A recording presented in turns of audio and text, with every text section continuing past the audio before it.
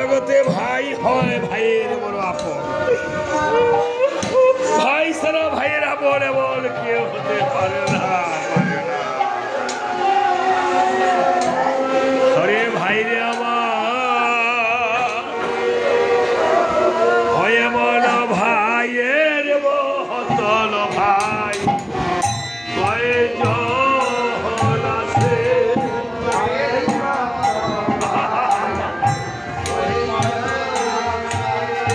ভাইয়ের মতন ভাই কয়জন আছে।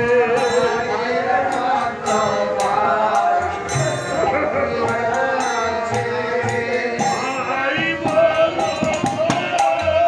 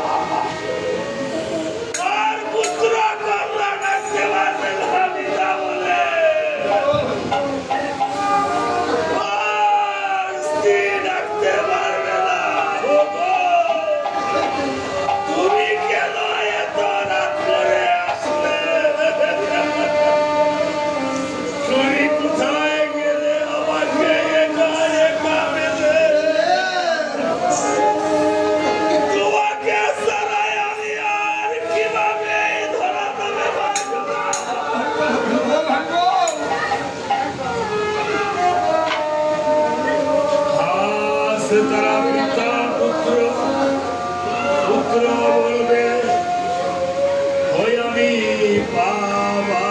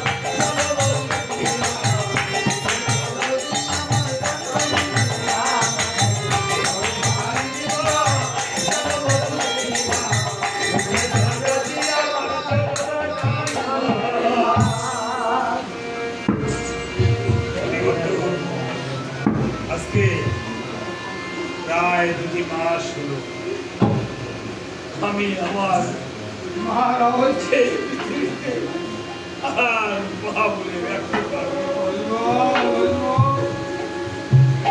এই জগতে মায়ের জিজ্ঞাসা যার মা নেই তাই তো বুঝে সেই বুঝে পাত্রীহার সেই বেদনা এই রাত থেকে কীর্তন থেকে যাইতাম কীর্তনে আসার সময় মায়ের পদগুলি নিয়ে আসলাম যতক্ষণ বাড়িতে না যেতাম ততক্ষণ সজাগ থাকতাম এই পৃথিবীতে 2টি গাড়ি আপনার জন্য ভয় না যতক্ষণ বাড়িতে না যাবে বিনা সাথে একজন হলো মা আরেকজন হলো বাবা এই জগতে যদি কেউ বিনা স্বার্থে ভালোবাসে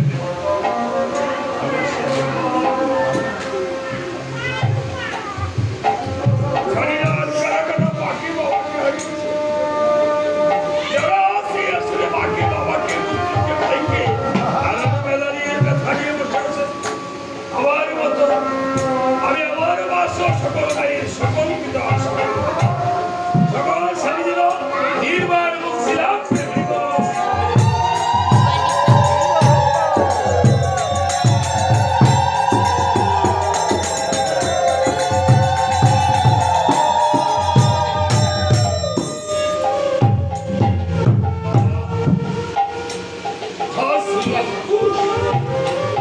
মাকে জড়িয়ে ধরে আমি কাঁদছে আর বলছে মা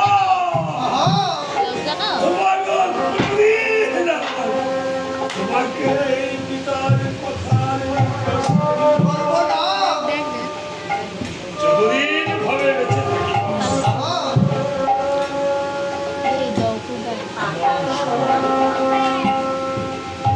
লোভ আর শেষ সাথে দেখা দেওয়ার জন্য বাল্মীকি তরুণ এসেছে এসে বলছে ভাই লঙ্কুশ আরে তোরা তোদের বাবার কথা কেন তোদের মার কাছে জিজ্ঞাসা করেছি মাকে বারবার কষ্ট দিস ভাই এই জগতে যে মাকে সে তো কোনোদিন সুখী হতে পারে না লঙ্কুশ দাদুকে প্রণাম করে বলছে দাদু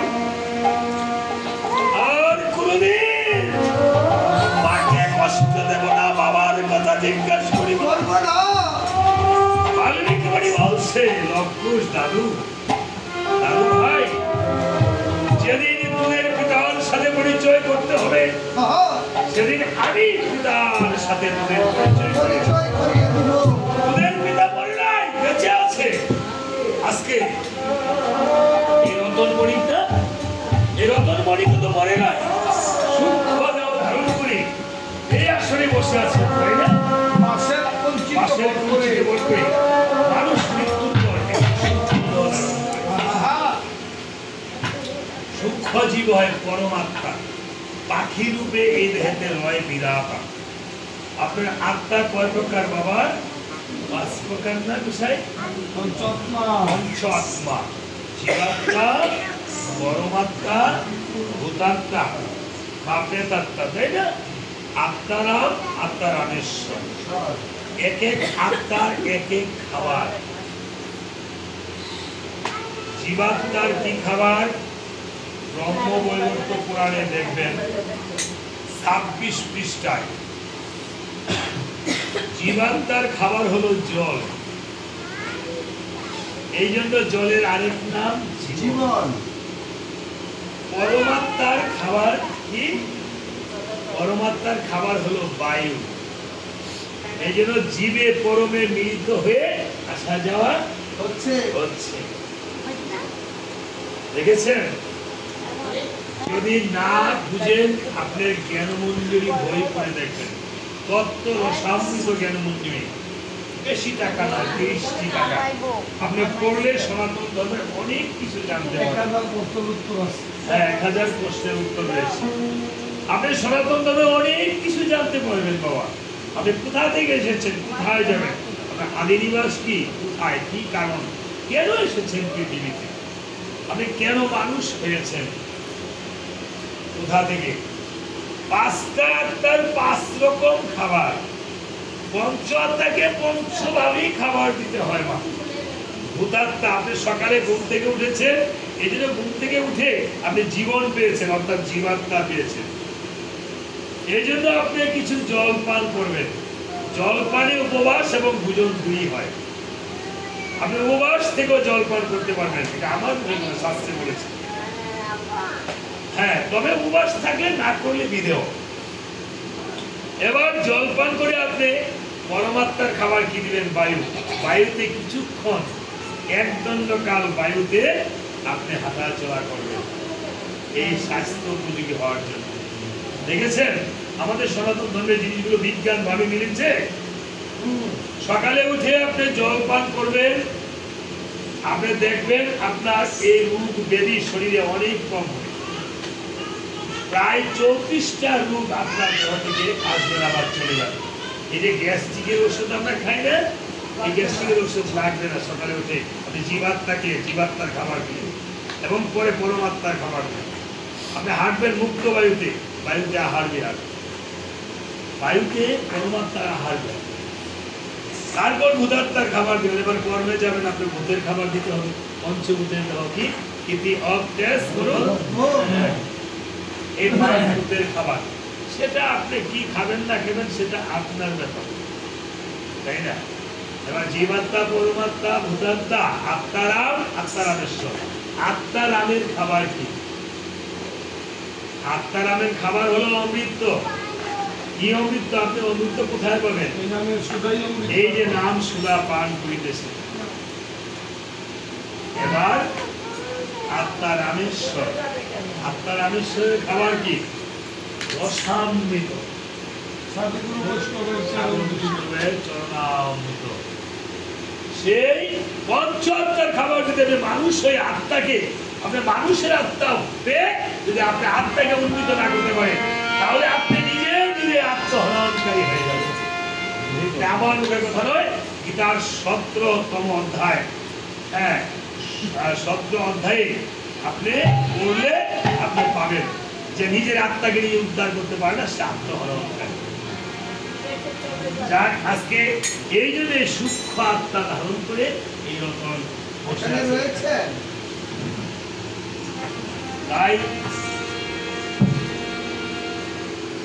এবার বাল্মীকি মণি বলছে, লক্ষুষ ভাইগণ, আরে তোদেরকে একটি কাজ করতে হবে ভাই। কি করতে হবে দাদু? আমি একটু চিত্রকূট পর্বতে যাব, আমার একটু সাধন ভোজনের বাকি আছে। এই পৃথিবীতে মনে করিস না আমি এই যে রামায়ণ লিখতেছি বা রামায়ণ গাইতেছি বা পুরোহিত্য করতেছি, তাই বলে যে সব আমি শিক্ষা নিয়েছি। মানুষ পৃথিবীতে সকল কিছু শিখতে পারে না এক জন্মে, হ্যাঁ জন্ম জন্ম তো লেগে যায়। তবে আমি আরেকটু সাধনা করে আসি চিত্রকূট পর্বত থেকে। তোদেরকে এই তপবন থেকে পাহাড়ের জন্য হ্যাঁ বলেছে, এই তপবনটা পাহাড়া দিবি তোরা। কদলী বনটা, কদলী বন মানে কি? দেখছেন না প্রথম কথা গেছেন, মানে কলাবনের যুদ্ধ করছেন না,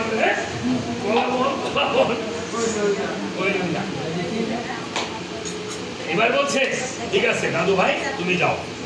এবার এদিকে প্রভু রামচন্দ্র যজ্ঞ করার জন্য সুমন্ত্রকে নিমন্ত্রণের জন্য পাঠাইছে। এই সুমন্ত্র যাও তুমি চোখের নিমিষে নিমন্ত্রণ। সুমন্ত্র নিমন্ত্রণের জন্য চলেছে কিভাবে? সুমন্ত্র চলে যায়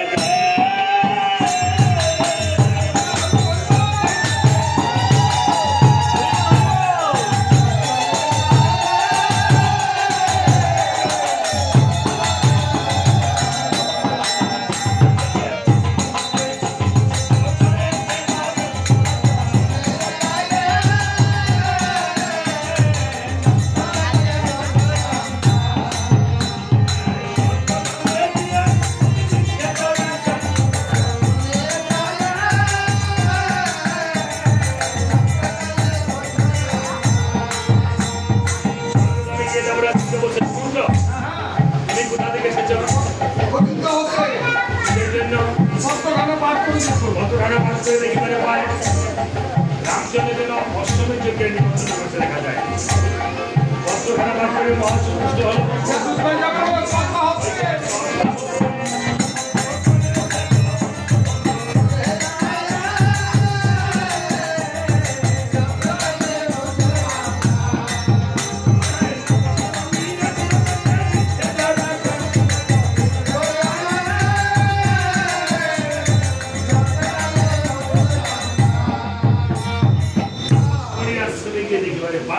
মনি ঠাকুর কার্যটা করেছে কি করেছে গোসাই একটা গৃহ নির্মাণ করে হ্যাঁ সেই উপরে ছাউনি না দিয়ে হ্যাঁ ভিতরে বসে ভাঙ্গা তুলা মস্তকে দিয়ে সে তপস্যা করতেছে দেখি মানে ভান্ডারগুলো মস্তকে দিয়েছে গোসাই কেন ওই যে হন আসি মেয়েদিন ঝিরি ঝিরি বৃষ্টি আয় এই জন্য সেই বৃষ্টি আইয়ে না আজকে বলতেছে সুন্দর করে গান গাইতাম